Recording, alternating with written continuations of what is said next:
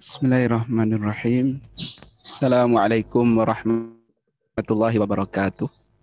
Waalaikumsalam warahmatullahi wabarakatuh. Alhamdulillahi rabbil alamin wal aqibatu lil muttaqin wala udwana illa 'alal zalimin wala ilaha illa anta ilahul awwalin wal akhirin qayyumus samawati wal ardi wa maliki yaumiddin. Asyhadu an la ilaha illallah wahdahu la syarika lah wa asyhadu anna Muhammadan abduhu wa rasuluhu la nabiyya ba'dah.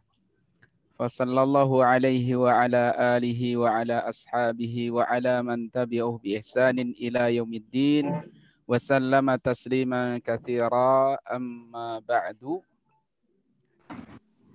Ibu-ibu sekalian yang insya Allah dan semoga Allah selalu berkahi, Allah rahmati, Allah kasihi, Allah bimbing, dan Allah selalu berikan hidayah. Kita bersyukur alhamdulillah pada kesempatan malam hari ini kita bisa bersilaturahim di majelis ilmu ini dengan harapan kita bertawasul dengan silaturahim dan majelis ilmu ini. Semoga Allah Ta'ala memanjangkan umur kita semua dalam kebaikan, juga meluaskan dan membanyakkan rezeki kita dalam kebaikan juga.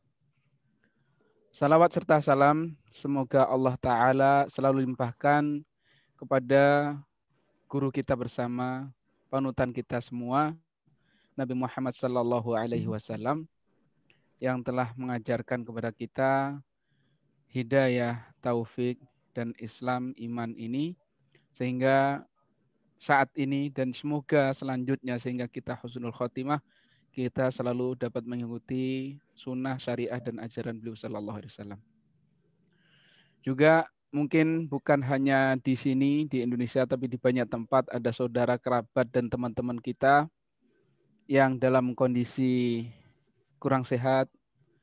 Kita berdoa kepada Allah Ta'ala dan kita memohon kepada Allah Ta'ala semoga yang Allah berikan ujian sakit, Allah jadikan pertama sakitnya sebagai penghapus kesalahan dan dosa, mengangkat derajat dan menambah kebaikan, dan Allah segerakan kesembuhannya, yang semoga dengan kita berdoa bersama ini Allah kabulkan, entah dari siapa, baik dari saya, dari salah satu dari ibu-ibu yang ada di sini. Tentunya walaupun hanya satu yang dikabulkan, insya Allah kebaikannya akan bisa mencakup seluruhnya. Oleh karena itu tidak ada salahnya jika kita memohon kepada Allah Ta'ala dengan bertawasul, dengan membaca surat Al-Fatihah. Dengan bacaan Al-Fatihah tersebut kita bertawasul, semoga Allah berikan kesehatan kepada saudara, kerabat, dan seluruh kaum muslimin dimanapun, baik di Indonesia maupun di luar negeri yang sedang tertimpa sakit, semoga Allah sehatkan. Al-hadhiniyah wa ala kulli sayyatin salihah. Al-Fatihah. A'udzubillahi minasyaitonirrajim. Bismillahirrahmanirrahim. Alhamdulillahirabbil alamin. Arrahmanirrahim. Maliki yaumiddin. Iyyaka na'budu wa iyyaka nasta'in. Ihdinas siratal mustaqim. Siratal ladzina an'amta 'alaihim ghairil maghdubi 'alaihim waladdallin. Amin. Baik. Dan selain daripada dengan Fatihah, tentunya kita juga boleh bertawasul dengan amal soleh apapun. Salah satunya adalah majelis ilmu ini. Semoga nanti kita di akhir majelis juga bisa bertawasul kembali dengan amal soleh ini. Semoga Allah kabulkan. Baik, ibu-ibu sekalian yang semoga Allah rahmati, saya mohon izin share screen untuk memudahkan kita belajar bersama kali ini.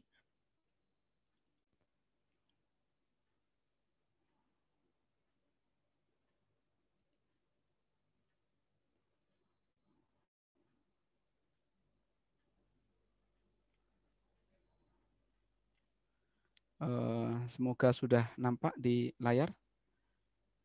Ya, baik. Ini sebenarnya tema atau file ini yang saya gunakan mungkin sudah ini tahun ketiga bersama ibu-ibu yang ada di Perumahan Permata Depok, karena mereka dari pihak DKM menginginkan untuk belajar kaitannya dengan fikih, dan mereka artinya saudara-saudara yang di sana membuat acara atau kegiatan namanya kuliah fikih. dan buku panduan yang dipilih oleh DKM adalah fikih sunnah. Maka susunan dan urutan tema ini mengambil dari fikih sunnah. Namun demikian isinya tidak melulu dari fikih kitab fikih sunnah karangan Syekh Sayyid Sabiq, namun saya juga gabungkan dengan banyak sumber agar menjadi luas dan luas, karena memang fikih itu adalah luas dan luas sehingga tidak kaku dan tidak tidak terlalu ekstrim umpamanya gitu. Sehingga insya Allah yang akan disampaikan ini sudah mencakup berbagai macam pendapat nanti kalaupun ada, dan kemudian arahnya mana yang sebaiknya kita pilih. Karena memang dalam bab fikih ini sebenarnya para ulama dalam hal fikih itu berusaha untuk memahami apa yang telah Rasulullah SAW ajarkan melalui Al-Quran yang Allah turun kepada beliau maupun Al-Hadis terkait bagaimana melaksanakan perintah-perintah Allah dalam bab ibadah.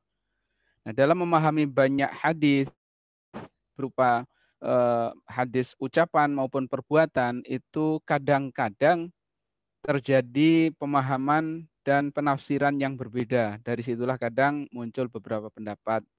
Selain daripada itu, bahwa Rasulullah SAW mengajarkan agama Islam ini lebih dari 20 tahun.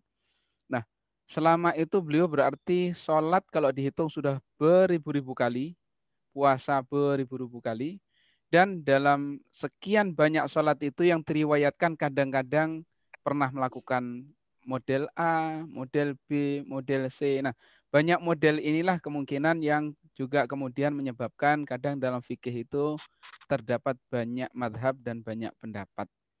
Baik,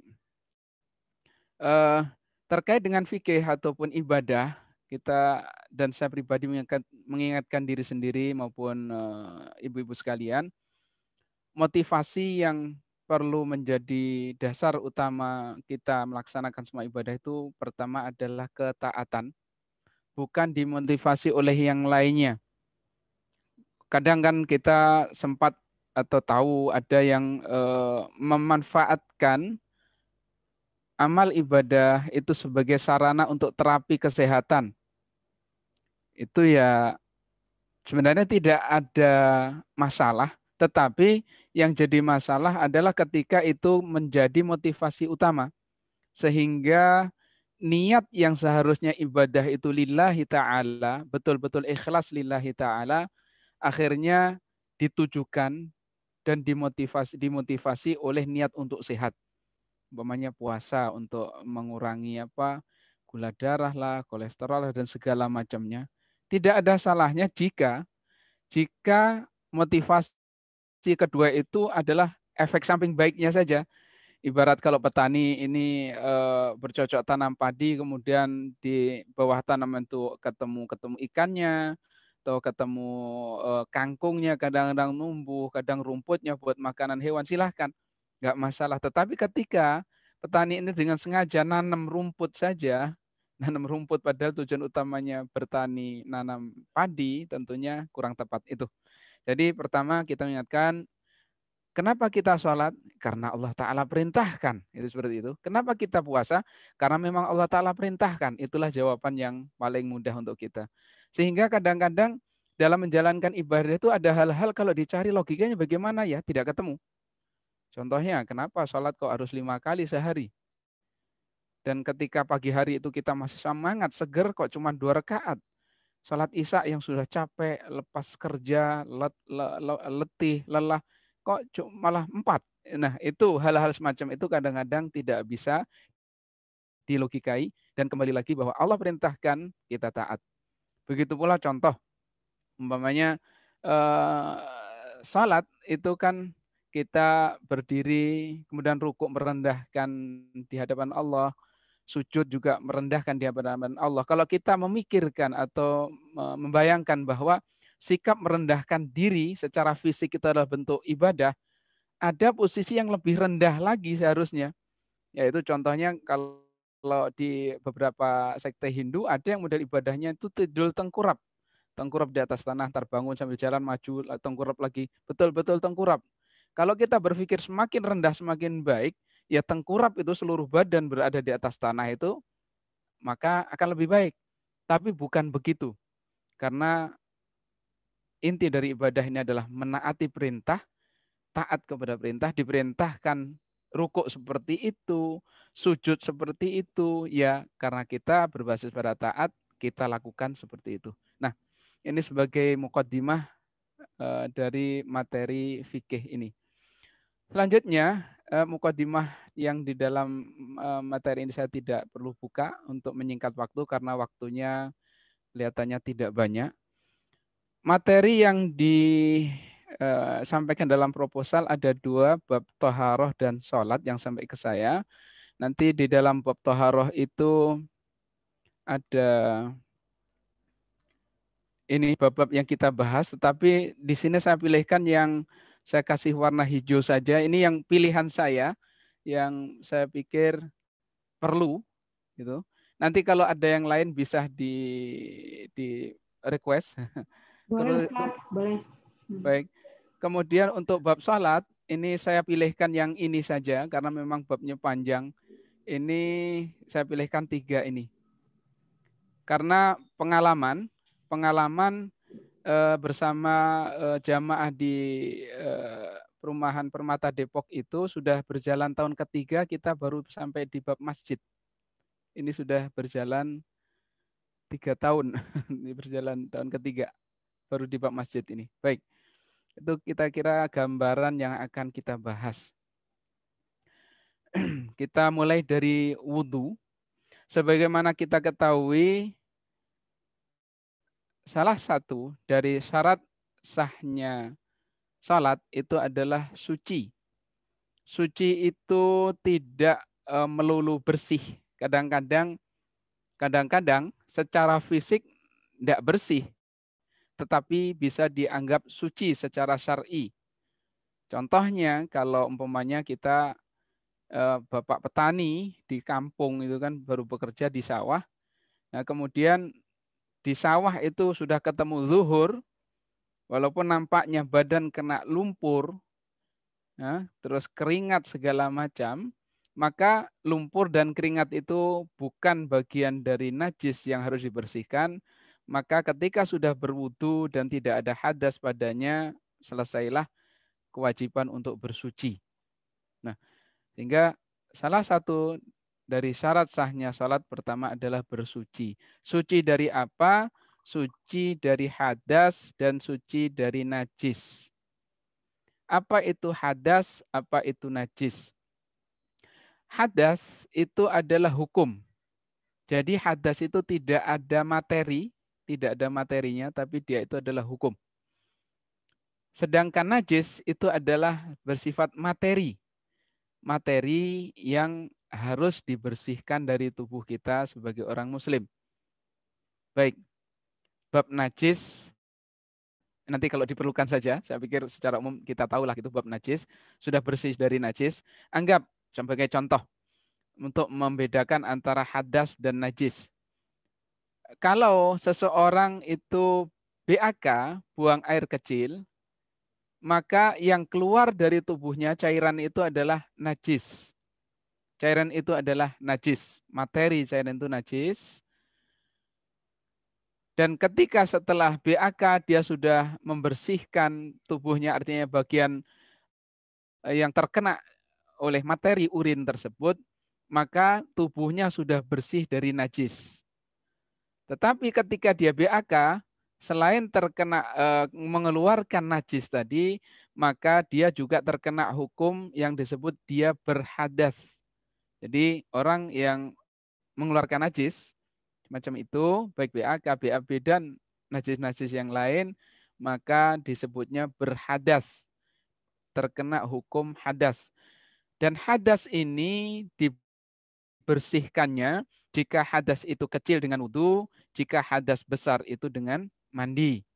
Kalau najis, membersihkannya secara fisik dengan air yang paling utama. Kalau tidak ada air, ada yang nanti diizinkan menggantikan selain air, yakni bisa tisu, bisa batu. Kalau zaman dahulu menggunakan batu, tisu, dan apapun yang sekiranya bisa menyerap cairan. Nah, wujudnya materi, maka materi itulah yang diusahakan bersih.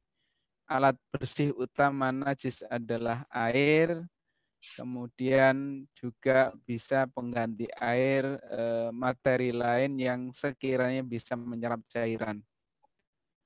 Untuk detailnya nanti kalau ada pertanyaan boleh didetailkan. Sementara secara umum begitu. Nah, hadas, tadi kalau hadas kecil ada mandi. Wudhu dan mandi itu bisa digantikan oleh tayamum dalam kondisi yang tidak memungkinkan. Kalau tidak mungkin wudhu, tidak mungkin mandi, tidak mungkin itu ada dua hal yang menyebabkan tidak mungkin. Pertama karena tidak ada air, tidak ada itu, atau karena tidak bisa itu umpamanya sakit. Ada sakit, penyakit yang menghalanginya untuk terkena air. Maka dua-duanya bisa digantikan dengan tayamum. Wudhu bisa menggantikan, tayamum bisa menggantikan wudhu, tayamum juga bisa menggantikan mandi. Sekarang kita masuk ke wudhu. Bab wudhu. Nanti kalau ada request silahkan. Mohon maaf ini saya dikasih kesempatan untuk memaparkan materi sampai berapa? Sampai jam 21 start, nanti 30 menit tanya jawab. Sampai jam Siap. 9.15 juga Siap. boleh, start. Ya. 9.15. Ya, ya. Baik, terima kasih. Kita mulai dengan rukun dan fardunya wudhu. Yakni hal-hal yang harus dilakukan saat berwudhu. Jika ketinggalan berarti wudhunya belum sah. Wudhunya belum sah. Bahkan jika ketinggalan itu ada unsur kelalaian, kadang malah mendapatkan ancaman. Nah, kita lihat fardunya. Fardu atau rukunnya. Kalau bahasa kita rukun. Rukun itu kalau dalam bahasa Arab artinya pojokan, Ibu. Pojokan. Rukun Islam itu pojokan. Jadi bukan tiang. Kadang-kadang orang zaman dulu kita waktu masih kecil memahaminya rukun itu tiang. Rukun itu pojokan. Intinya, bagian paling pentingnya pojokan. Karena kalau bicara tiang, tidak semua bangunan pakai tiang. Gambarnya begini, kenapa disebutnya rukun? Ini kertas kalau nggak ada pojokan, dia nggak bisa berdiri. Kertas nggak ada pojokan, nggak bisa berdiri. Tapi kalau saya kasih pojokan satu aja begini, nggak kelihatan ya. Ini saya taruh di meja begini, dia bisa berdiri. Itu rukun, itu adalah pojokan, bagian yang terpenting. Ini dia rukun-rukunnya yang tidak boleh ketinggalan. Satu, niat. Semua ibadah secara umum selalu dilandaskan dan berdasarkan kepada niatnya. Tanpa niat akan banyak aktivitas ibadah yang tidak sah. Tidak sah. Kalau tidak sah, walaupun secara fisik kelihatannya sholat, kelihatannya berwudu, tapi karena tidak sah, maka secara hukum dia tidak diakui. Ada niat, kemudian setelah niat, membasuh muka sekali. Ini saya sebutkan adalah rukun. Kalau disebut rukun itulah minimalnya. Jadi kalau kita bicara fikih itu ada hal, kalau anggap mistar gitu ya, ada standar minimal. Kalau kurang dari standar ini berarti dia belum sah. Kalau sudah melewati standar ini sudah sah. Dan sudah melewati standar ini ada nanti akan semakin tinggi, semakin baik. Artinya apa? Sunah-sunahnya dilakukan semua semakin baik, semakin baik. Nah, yang sering kita kenali dengan ilmu fikih itu adalah standar minimalnya apa? untuk wudhu itu sahnya bagaimana, minimal sah. Kalau mau tambah lebih baik lagi, ada sunah-sunahnya nanti. Dari mulai doanya, caranya, segala macam nanti boleh kita bahas jika memungkinkan. Itu minimal wudhu ini niat, basuh muka sekali, basuh tangan sampai siku sekali-sekali, usap kepala sekali, kemudian basuh kaki kanan kiri hingga mata kaki sekali-sekali, kemudian berurutan, tidak diacak-acak. Baik, ini adalah rukun-rukunnya. Niat, basuh muka, sesuai dengan yang di dalam ayat Al-Quran itu. Idza qumtum ila salati faghsilu wujuhakum wa aydiyakum ilal marafiqi wamsahu bi ru'usikum wa arjulakum ilal ka'baini. Basisnya adalah ayat tersebut. Baik. Ini rukun-rukunnya. Lanjut kepada pembatal. Ini saya pilihkan yang penting-penting aja. Nanti kalau ada yang perlu dalilnya, ini tinggal dibuka, nanti keluar dalilnya. Dibukanya, nanti keluar dalil di lanjutannya. Apa yang membatalkan wudhu? Kalau wudhu itu batal berarti terkena hukum hadas, berhadas lagi. Secara umum, satu, semua yang keluar dari dua jalan. Dari jalan depan atau jalan belakang. Jalur BAB maupun jalur BAK. Maka hal itu membatalkan wudhu. Kemudian tidur lelap sehingga hilang kesadaran. Ini adalah bagian yang juga dikiaskan, bagian yang membatalkan karena dikhawatirkan dalam kondisi tidur lelap yang sampai betul-betul lelap ini orang dikhawatirkan ada hal yang keluar dari dua jalan tersebut dan dia tidak sadar. Jadi intinya tidur lelap itu ngambil kemungkinan dari atas, dari yang nomor satu. Yang ketiga hilang akal. Hilang akal. Tidur lelap itu kontrol hilang akal lebih lagi karena orang hilang akal tidak tahu apa yang dia telah lakukan. Yang keempat, menyentuh kemaluan tanpa penghalang. Kalau dengan penghalang ada sarung tangan atau semacam itu atau yang lainnya pakaian, maka tidak membatalkan. Kalau ingin lebih didetailkan, yang mencakup dari dua jalan ini adalah ini. Ada urin, ada feses, ada angin, ada sperma, ada madhi, ada wadi. Nah, nanti ada dan seterusnya itu mungkin kalau yang kondisi tidak normal nanti ada darah. Di ST banyak ya. Darah, kalau darah haid adalah normal, mungkin darah karena sakit, mungkin nanah, bisa yang lain-lainnya. Baik.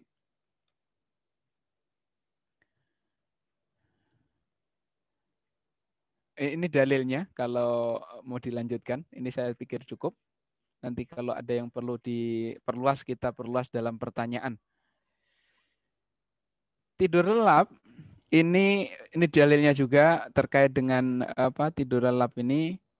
Oh, agak banyak penjelasan tentang tidur lelap ini. Ada beberapa kondisi yang menyebutkan kalau tidurnya tidak lelap atau tidurnya itu dalam kondisi dia masih duduk stabil, maka dia tidak dianggap batal. Kita lihat beberapa poin. Contohnya ini yang hadis kedua yang saya pilih ini. Dahulu para sahabat Rasulullah SAW menunggu salat Isya hingga kepala mereka terantuk-antuk, artinya sambil duduk terantuk-antuk begitu. Kemudian mereka sholat tanpa berwudu, artinya nungguin dari maghrib menunggu Isya sampai terkantuk-kantuk, itu mungkin sudah dinamakan tidur tapi belum lelap, maka tidak membatalkan. Maka ada catatan tidur lelap. Juga hadis selanjutnya ini bahwasanya aku telah melihat para sahabat Rasulullah SAW, ini kata Syu'bah ya, dibangunkan untuk sholat hingga aku benar-benar mendengarkan dengkuran satu di antara mereka ketika duduk itu sampai dengkur. Nah, kenapa kondisi dengkur duduk ini masih tidak membatalkan? Karena alasannya nanti diperjelas dalam beberapa kitab Syafi'iyah.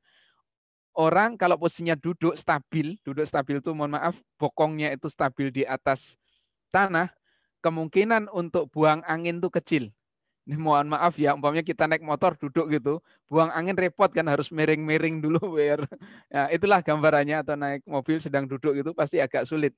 Sehingga tidur lelap ini diperjelas dalam beberapa kitab ketika dia tidak stabil, sudah terjatuh, terlentang, semacam itu. Tapi ketika tidurnya masih secara duduk, dalam kondisi duduk yang stabil, maka tidak dianggap membatalkan.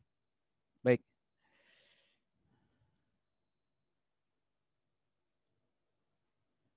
Ini detailnya nanti kalau diperlukan saja. Ini secara umum demikian.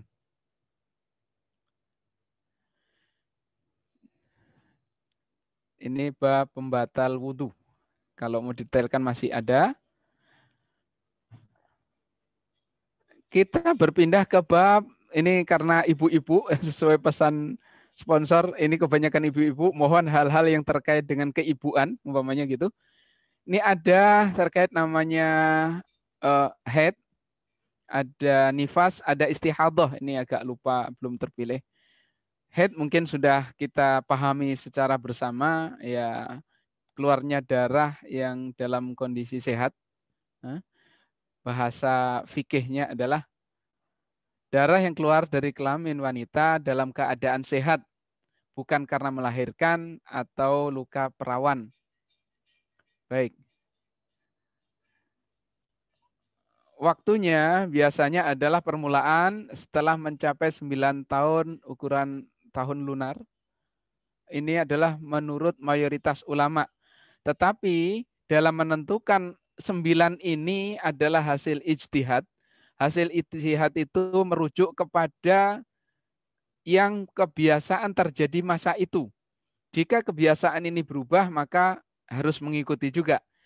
Bahasanya ini mengikuti adalah kalau secara statistik, ya hasil sampling zaman itu, sampling menunjukkan rata-rata terjadinya haid dan kasus terjadinya haid tercepat itu umur 9 saat itu. Oleh karena itu disebut mayoritas, karena nanti akan ada beberapa pendapat. Jika saat ini ternyata ada bukti yang menunjukkan terjadi sebelum umur itu, maka tentu pendapat ini juga bisa digeser. Karena ukuran 9 tahun tidak mengacu kepada dalil yang baku, tapi mengacu kepada ijtihad ulama mencari kasus yang bisa menjadi patokan, yang kasus itu betul-betul terjadi dan betul-betul haid, bukan orang keluar karena sakit. Baik. Sedangkan masa akhir keluarnya tidak bisa ditentukan. Tapi bahasanya menopause ya, berhenti itu mungkin secara kedokteran nanti ibu-ibu lebih tahu biasanya berapa. Akhirnya kan bahasa kebiasaan itu kadang-kadang ada data outlier yang keluar dari data umumnya, itu ada yang berbeda, itu juga bisa diterima, bukan ukuran baku. Untuk mengenalinya biasanya ada beberapa warna darah yang bisa dikenali. Ada kadang keluar warnanya hitam. Ini berdasarkan hadis dari sahabiah Fatimah binti Abi Hubaish, yang intinya menjelaskan bahwa warnanya ini adalah dam aswad yu'raf.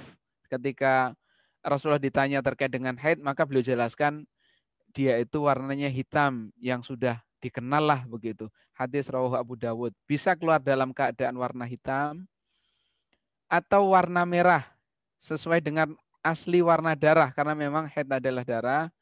Kadang juga keluar warna kuning seperti nanah di atasnya atau nampak kekuningan. Kemudian kadang juga berwarna keruh.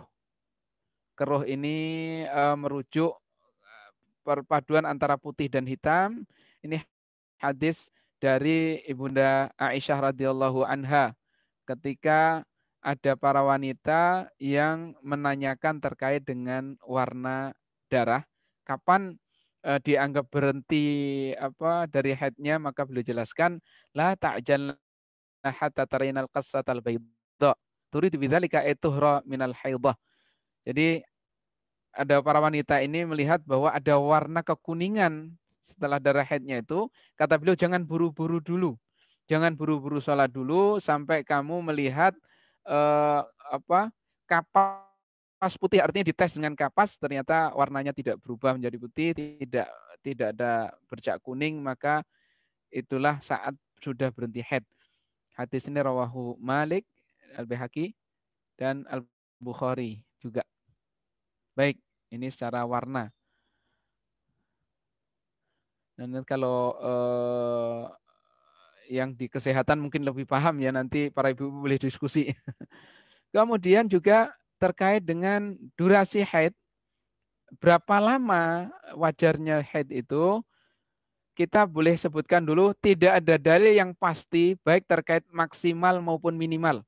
Jadi tidak ada nas, artinya nas yang menyebutkan bahwa haid minimal sekian, maksimal sekian.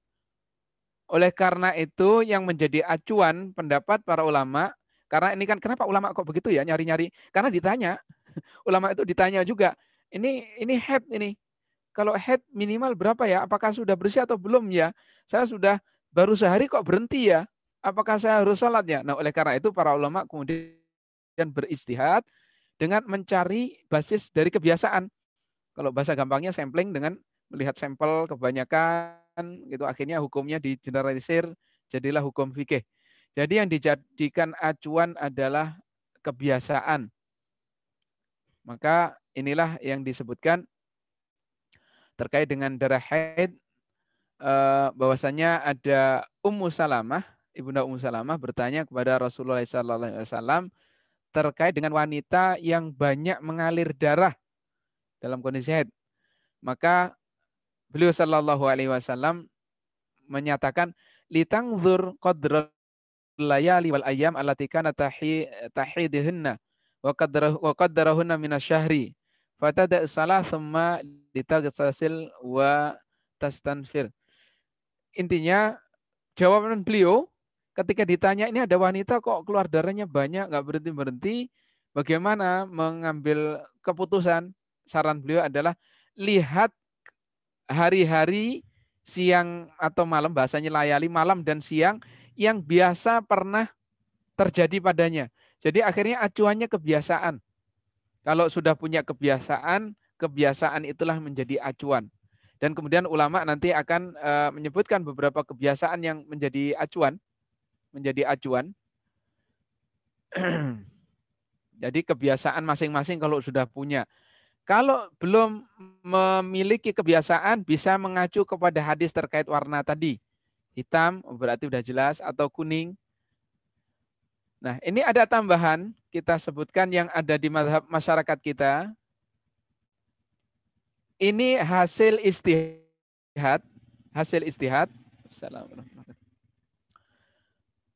Minimal sehari semalam. Ini di mazhab Syafi'iyah dan Hanabilah. Ini adalah mazhab mayoritas di masyarakat kita menggunakan mazhab ini. Sehingga beliau sampaikan minimal sehari semalam. Artinya apa? Kita memahami dari ini, gampangnya 24 jam. Ketika ada seseorang haid, mulai umpamanya jam 6 sore, maka kalau sebelum jam 6 sore besok itu belum sehari semalam, kok sudah nggak keluar lagi, ditunggu. Karena dia masih secara hukum dihukumi haid karena belum mencapai batas minimal. Begitu. Ini salah satu rujukannya adalah ungkapan sahabat Ali radhiyallahu anhu, bukan sabda beliau sallallahu alaihi wasallam, tapi ungkapan sahabat Ali radhiyallahu anhu yang disebutkan wa aqallul haidi yaum wa lailah. Begitu. Maksimal, nah di dalam mazhab ini juga 15 hari 15 malam. Berarti konsekuensinya jika seseorang sudah haid terhitung 15 hari 15 malam, Kok darah masih jalan? Berarti sudah dihukumi itu bukan darah haid. Bukan darah haid, karena sudah melewati ukuran maksimal. Udah melewati ukuran maksimal haid. Nah, ini salah satu acuannya. Salah satu acuannya bukan hadis Nabi, tapi ungkapan sahabat Ibnu Umar, anaknya Umar bin Khattab, yang beliau sampaikan, an-nisa'u naqisatu aqlin wa dinin qila ma nuksahuna dinuhunna, yakni tamkuthu ihdahunna syatra umriha la tusalli. Ungkapan beliau bahwa wanita itu ada sisi kekurangan agama. Apa sebabnya? Beliau jawab, karena setengah dari umurnya dia duduk nggak sholat.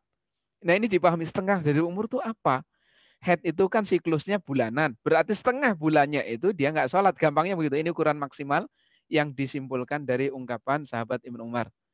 Yang ya karena itu tadi masyarakat bertanya kepada para ulama, para imam mazhab terkait minimal berapa, maksimal berapa, kemudian beristihad, dan istihadnya mengacu kepada ungkapan para sahabat, bukan hanya melulu kepada pendapat pribadi, namun ungkapan para sahabat dan kebiasaan. Ya, ini batasan minimal dan maksimal haid di dalam madhab mayoritas ulama dan juga terutama yang menjadi acuan masyarakat kita Indonesia.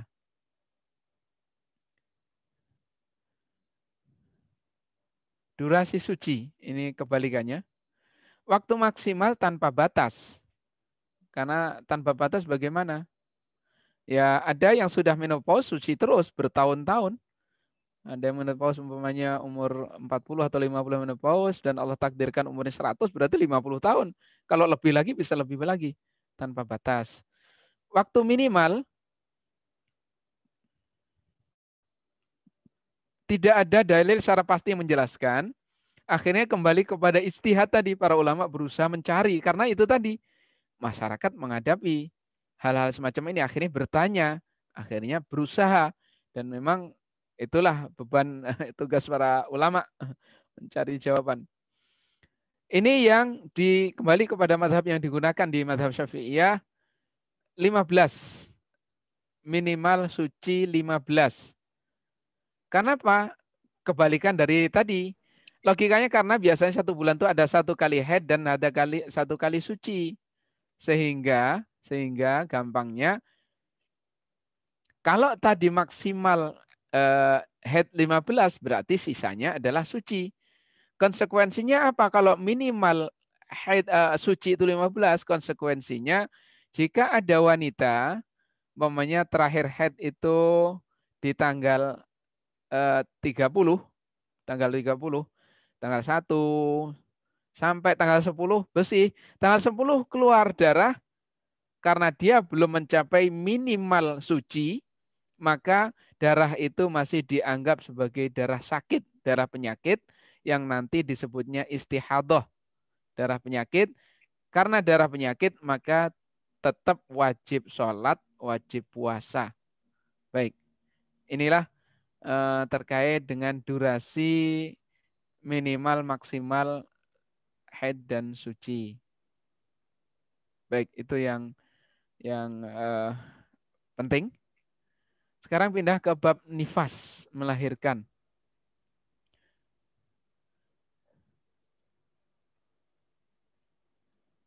Bab nifas ini adalah keluarnya darah dari wanita dikarenakan melahirkan meskipun karena keguguran. Itu dihukumi dengan disebut darah nifas. Durasinya bagaimana? Minimal tidak terbatas. Artinya bisa jadi darah itu ya tidak terbatas, bisa sedetik doang, setelah itu berhenti.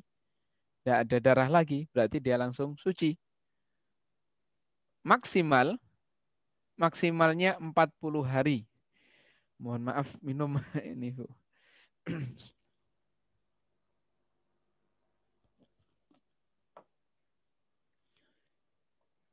Maksimal 40 hari.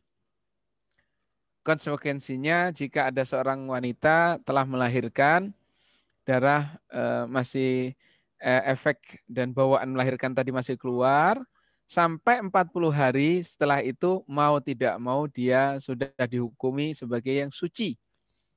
Dihukumi suci, karena suci maka kewajiban sholat, kewajiban puasa dilakukan. Hal ini bisa merujuk kepada hadis berikut ini, bahwasanya Ummu Salamah, ibunda Ummu Salamah radhiyallahu anha, ia berkata bahwa pada masa Rasulullah, para wanita yang nifas duduk selama 40 hari. Jadi ini ungkapan inilah yang menjadi rujukan pendapat ini. Dan dahulu kami mewarnai muka kami dengan waras, tanaman kuning dari Yaman. Ini udah nggak ada kaitannya dengan itu. Jadi intinya di 40 hari tadi. Selanjutnya 40 hari ini juga merujuk kepada ijma' para sahabat. Ijma' itu konsensus. Konsensus itu kesepakatan seluruh ulama. Tidak ada satupun yang berbeda, maka disebut ijma'. Jadi ini terkait durasi nifas.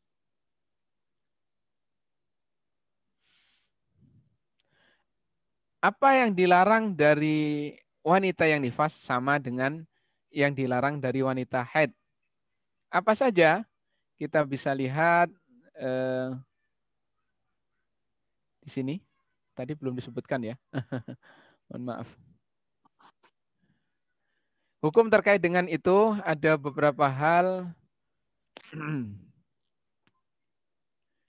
Dia menunjukkan balik dia harus wajib thaharah, ada banyak hal yang dilarang, bagaimana terkait salatnya, dia tuh dilarang dari salatnya tidak sah.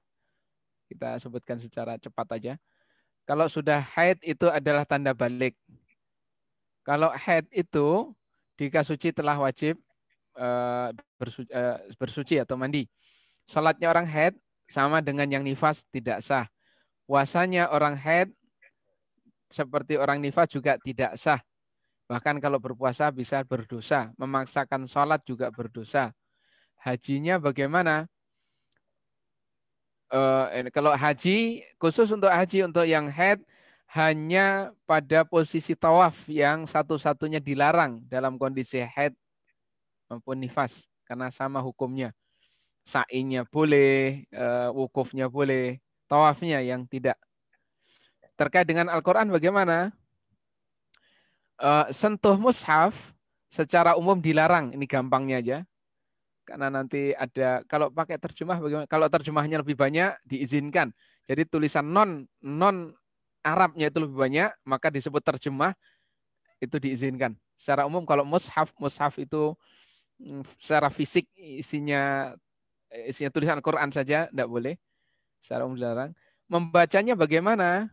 Membacanya kita lihat jumhur Hanafiyah, Syafi'iyah, Hanabilah tidak boleh. Tetapi kemudian ada ijtihad yang terbaru dari para ulama setelah banyak pertanyaan, akhirnya lebih cenderung kepada pendapat Malikiyah membolehkan membaca tetapi tidak megang mushaf. Khususnya adalah mereka yang pendidik, pengajar, yang mau tidak mau harus menyampaikan bacaan Quran, atau yang punya hafalan itu minimal biasanya sehari mengulangnya sepertiga, kalau tidak salah sepertiga atau 1/10 dari hafalan, kalau tidak bisa repot. Nah, hal semacam itu yang kemudian ijtihad baru para ulama-ulama kontemporer sekarang mengizinkan tapi tidak pegang mushaf. Boleh dia dibukakan oleh orang lain atau membaca dari hafalannya saja. Masuk masjid bagaimana untuk yang haid atau nifas? Sepakat tidak boleh berdiam. Hah? Jadi nggak boleh, artinya masuk masjid untuk duduk di sana berdiam, nggak boleh. Kalau hanya lewat untuk sebuah kepentingan, keperluan lewat nyebrang masjid, masuk dari pintu kanan, keluar pintu kiri, dibolehkan dalam kondisi hanya lewat saja. Tetapi jika dikhawatirkan lewatnya itu bisa mengotori masjid dengan najis, maka dilarang. Bagaimana mencari nikmat-nikmat? Mohon maaf ini hadirin sudah berkeluarga semua ya, mohon maaf. Ini bab fikih.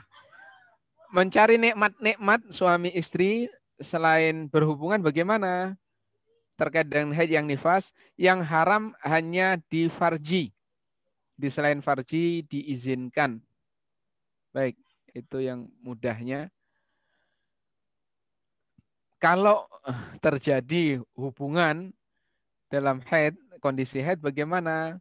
Tidak ada nas yang pasti udah terlanjur, itu terlarang. Tapi ya manusia kadang-kadang lupa atau apalah gitu. Apa kafarahnya, dendanya? Tobat plus sedekah 1 atau setengah dinar. Ini apa merujuknya kepada ungkapan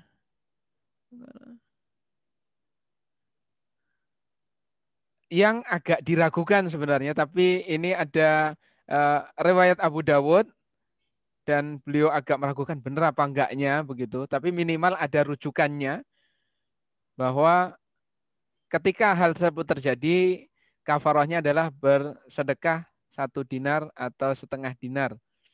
1 dinar sekarang berapa ya? Saya kurang paham sekarang. Setengahnya. Baik.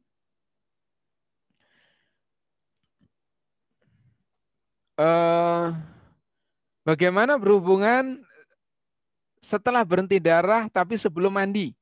Kalau yang nomor 9 itu memang betul-betul masih haid. Yang ke-10 haid sudah berhenti, sudah memasuki masa suci tapi belum mandi, maka mayoritas menyatakan tidak boleh, hukumnya sama dengan di atas tadi. Cerai saat haid tidak diizinkan.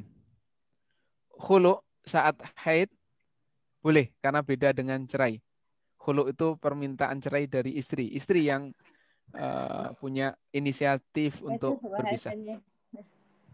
Baik, ini nanti mungkin bisa ditanyakan obat penahan haid diizinkan dengan syarat tidak membahayakan dan dapat izin suami. Tentu hal membahayakan apapun pasti dilarang dan ini alhamdulillah sudah diratifikasi oleh MUI juga, sehingga yang mau berangkat haji atau umroh dan khawatir akan terganggu prosesnya karena kan jadwalnya ketat kadang-kadang, maka diizinkan selama tidak membahayakan dan dapat izin suami. Baik, ini kaitannya haid dan nifas tadi karena terkait dengan hukum yang terlarang sudah kita bahas dengan cepat, kita cepatkan tadi. Ini nanti kalau diperlukan saja yang detail-detail banget. Istihadah ini adalah sama, hampir sama. Haid itu darah keluar dari wanita, nifas juga darah keluar dari wanita, istihadah juga begitu. Pengertiannya adalah keluarnya darah bukan pada saatnya. Artinya saat keluar darah itu adalah yang normal, wanita keluar darah itu saat haid atau saat melahirkan itu. Di luar itu maka bisa disebut sebagai darah penyakit. Kondisinya kemungkinan ada 3.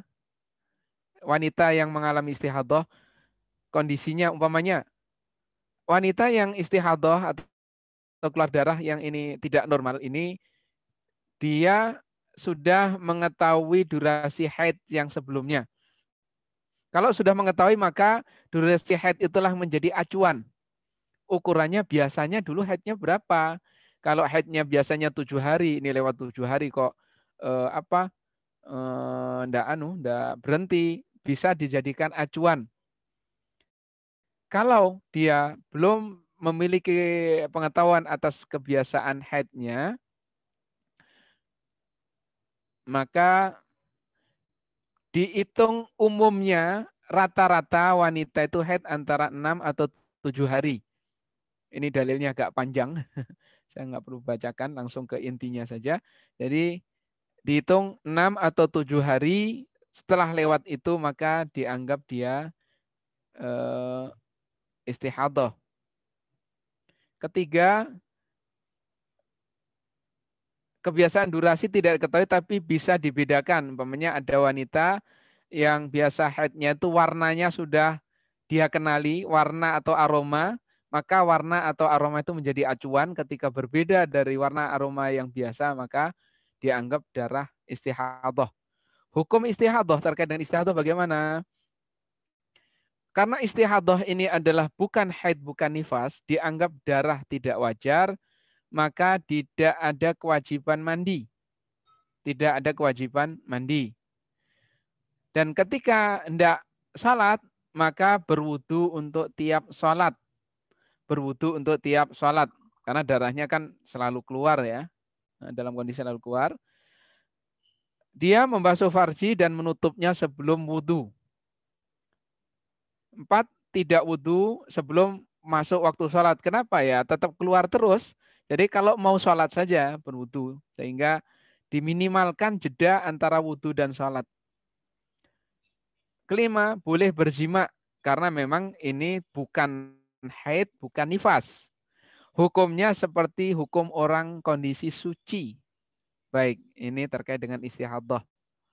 Karena itu yang mengikuti situ. Ikutin Baik. aja ya. Ini bab taharah. Apa kita langsung ke bab salat? Mohon masukan atau kita obrolkan perluas yang sudah dulu?